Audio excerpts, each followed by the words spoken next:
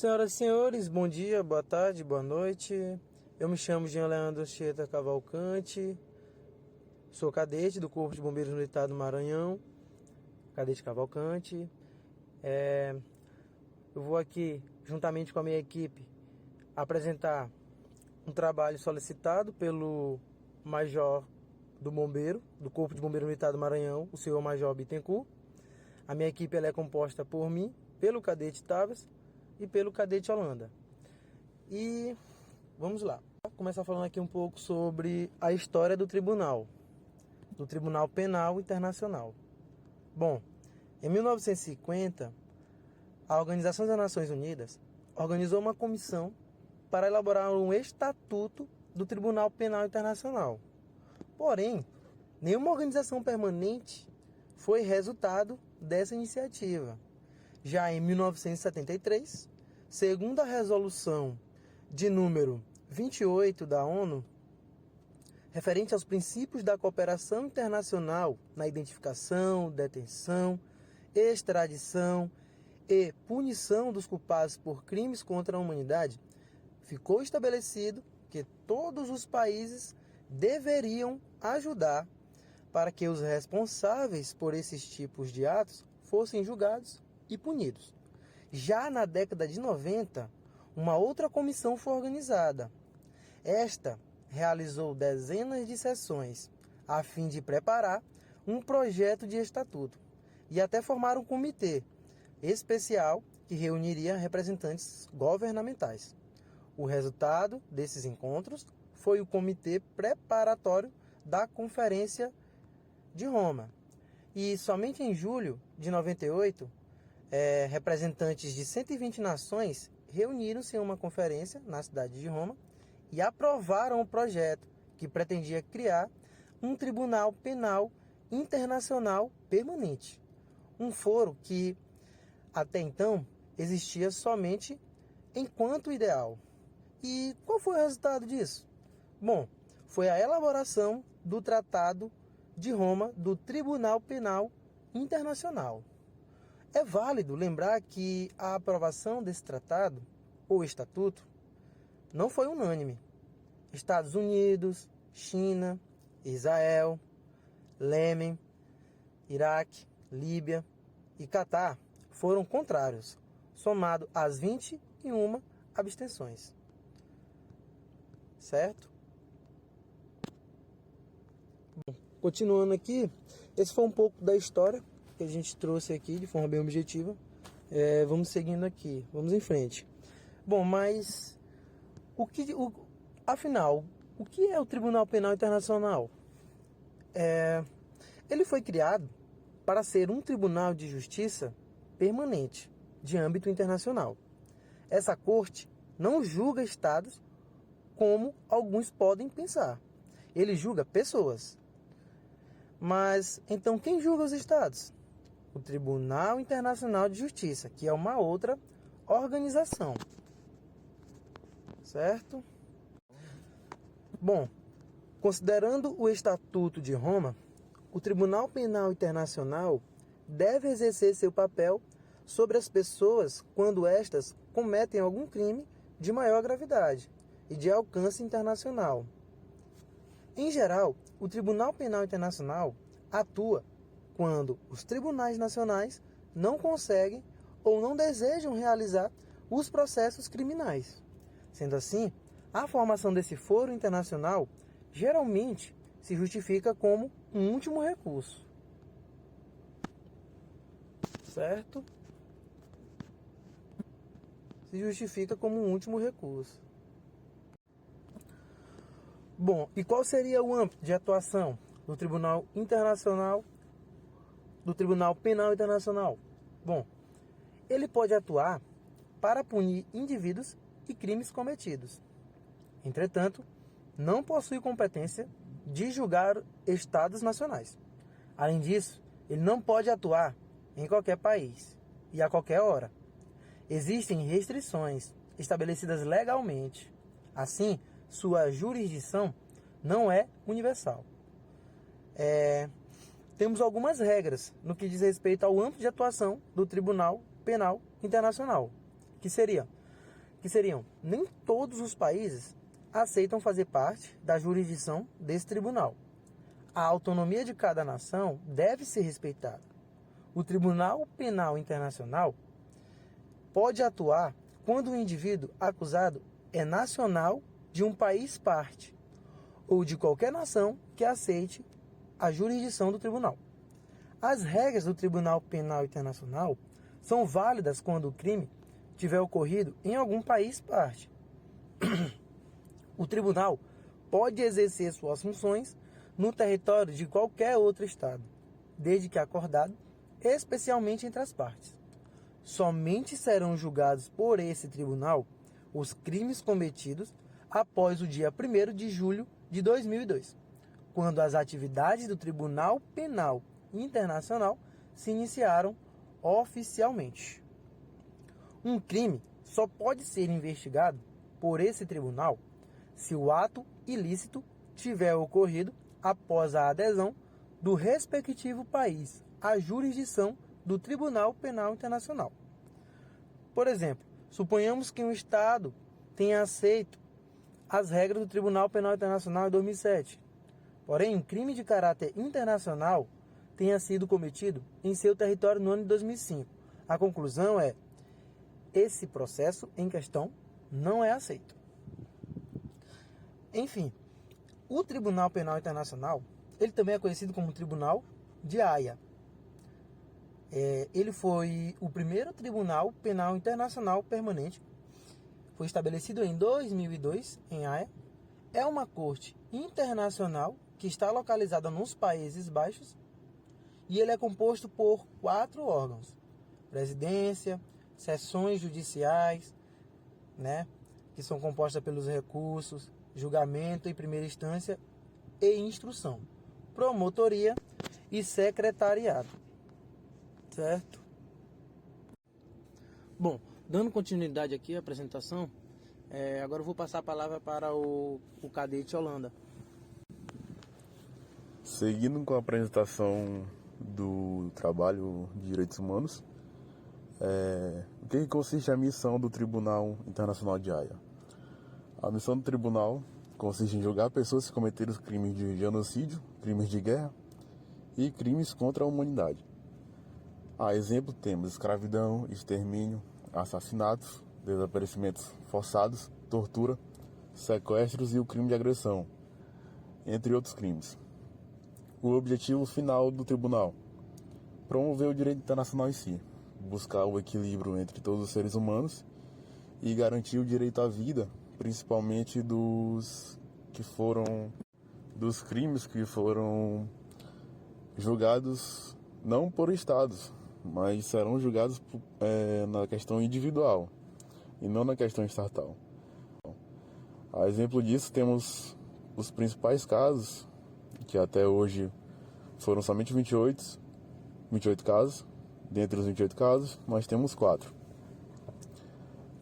Dando continuidade aos principais casos, nós temos, a princípio, Germain Katanga. É um ex-militar da República do Congo que fazia parte da força de resistência do mesmo país. Ele foi condenado pelo Tribunal Internacional, julgado há 20 anos atrás, em 2003, na República Democrática do Congo. Katanga cometeu 3 crimes contra a humanidade, tais como assassinato, escravidão sexual e estupro. 7 crimes de guerra. A exemplo temos usar crianças com menos de 15 anos de idade, deliberadamente dirigir um ataque contra uma população civil, ou contra civis individuais, ou contra as pessoas civis que não participarem diretamente das suas hostilidades. Katanga era um ditador. Como ele possuía grande poder na República do Congo, e principalmente dentro do seu grupo terrorista, quem era contra o seu poder, o seu governo, ele matava ou cometia outros crimes que foram julgados por esse tribunal. Seguindo, temos homicídio, destruição de propriedade, saque e escravidão sexual. O segundo caso do Tribunal Penal Internacional foi do Ahmad Al-Faqi Ahmad, participante de uma milícia islâmica no norte da África. Ahmad admitiu culpa no Tribunal Internacional, com as seguintes palavras: "Eu me declaro culpado pelo crime de guerra de atacar edifícios religiosos e históricos na cidade italiana de Mali." Ahmad foi a primeira pessoa condenada pelo TPI por esse crime, e o primeiro indivíduo a ser processado apenas por base em crimes culturais, sendo condenado a 9 anos de prisão.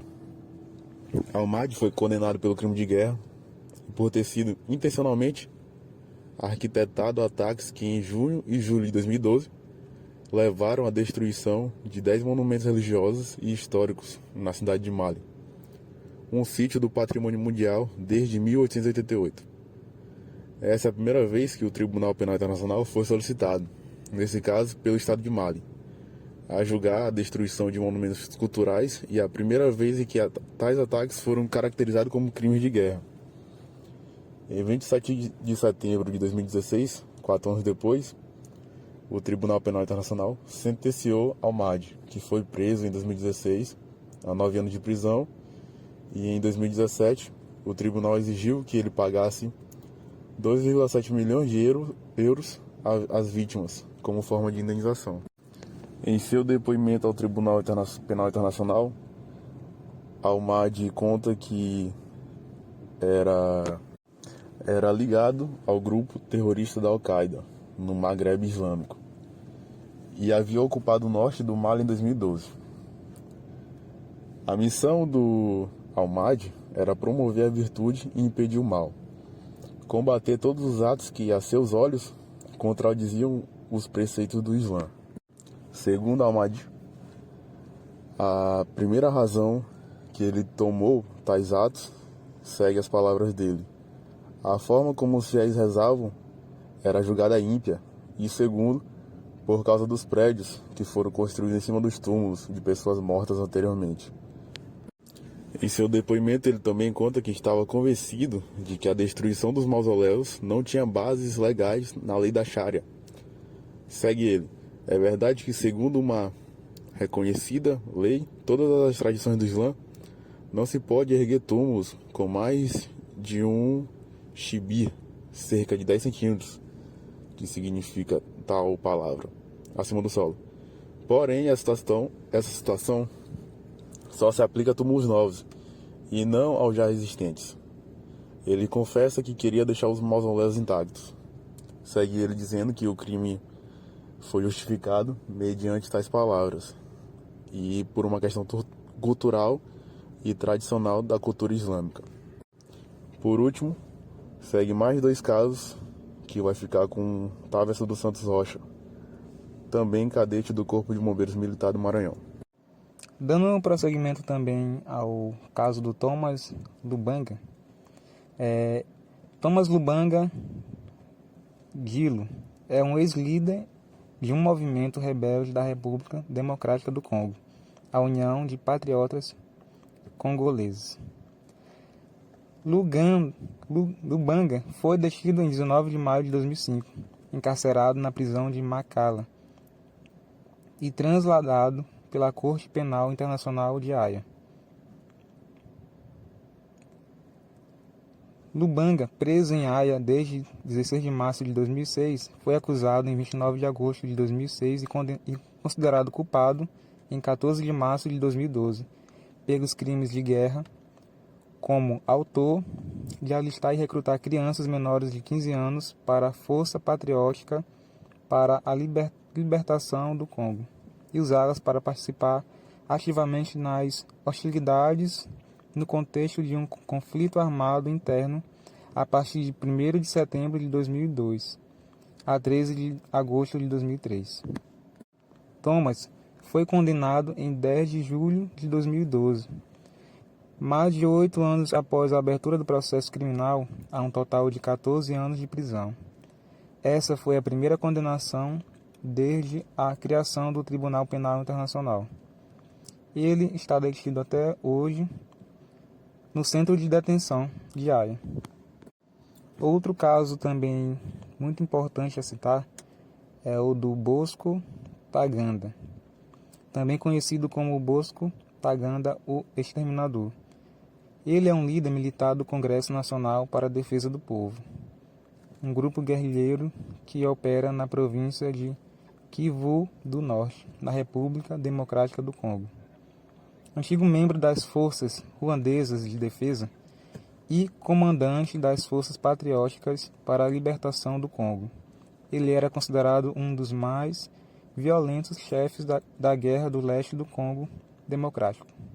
Desde 2006, estava sendo procurado pelo Tribunal Penal Internacional, acusado de crimes de guerra, de recrutamento e de recrutar e alistar menores de 15 anos para atuar como soldados. Falando um pouco da sua biografia, ele é nascido no Ruanda, teve que abandonar sua terra natal após acusações de ter atacado populações de etnia Tutsi. Ele havia integrado vários grupos armados rebeldes, entre os quais a Frente Patriótica do Ruanda, do atual presidente Paul Kagame. Depois do genocídio nesse país, Bosco integrou várias milícias rebeldes na República Democrática do Congo. Entre 2002 e 2005, atuou com Thomas Lubanga na denominada União dos Patriotas Congoleses, grupo acusado de centenas de assassinatos étnicos, violações e torturas. Em 2006, Bosco aderiu ao Congresso para a Defesa do Povo, organização rebelde fundada pelo antigo líder Tutsi. Em 2009, Bosco traiu o líder Tutsi, expulsando do Congresso para a Defesa do Povo, e aceitou integrar o movimento ao Exército Regular da República Democrática do Congo. Meses depois, o próprio Ntaganda desertou com uma parte dos seus ex-soldados. Em março de 2013, ele se entregou voluntariamente ao Tribunal Penal Internacional. E em 8 de julho de 2019, Bosco Ntaganda foi condenado pelo Tribunal Penal Internacional por crimes de guerra e crimes contra a humanidade por abusos cometidos de 2002 a 2003 na República Democrática do Congo. Em 7 de novembro de 2019 foi proferida a sentença de 30 anos de prisão, a mais longa já imposta pela Corte da Haia. Então esse foi o nosso trabalho. Apresentamos aqui vários pontos, desde a história aos principais casos. E também apresentamos a missão e o objetivo. E queremos também deixar o nosso agradecimento ao instrutor da disciplina, o Major Bittencourt, por todo o empenho e pelas aulas ministradas no curso CFO Bombeiro e pela disciplina também Direitos Humanos. E nesse momento encerramos esse trabalho e gostaríamos só de agradecer a todos.